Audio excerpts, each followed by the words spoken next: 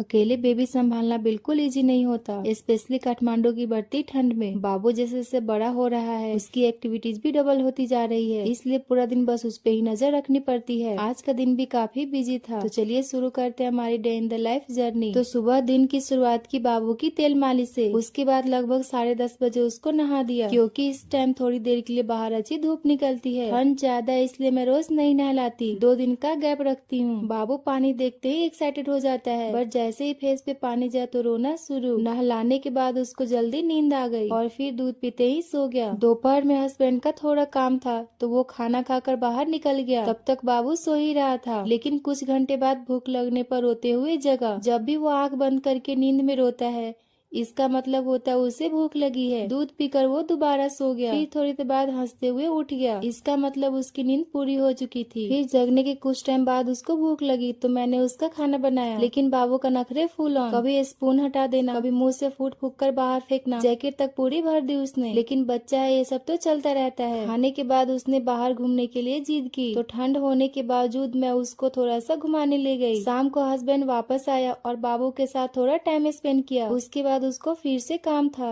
तो लैपटॉप पर बिजी हो गया। वैसे काफी दिनों बाद आज बाबू दिन में 2 बार सोया। फिर बाहर से जाकर मेरा हस्बैंड घर की कुछ चीजें लेकर आया, साथ में एक लाई का पैकेट और मेरे लिए कुरकुरे। लेकिन बाबू ने कुरकुरे मेरे हाथ से लेकर उसी से खेलना शुरू कर दिया। स्नैक्स टाइम पर बाबू ने अच्छे से खाया, क्योंकि इस बार हम दोनों उसको खिलाने में लगे थे। और बस ऐसे ही बाबू के साथ हमारा पूरा दिन निकल जाता है और टाइम का पता ही नहीं चलता।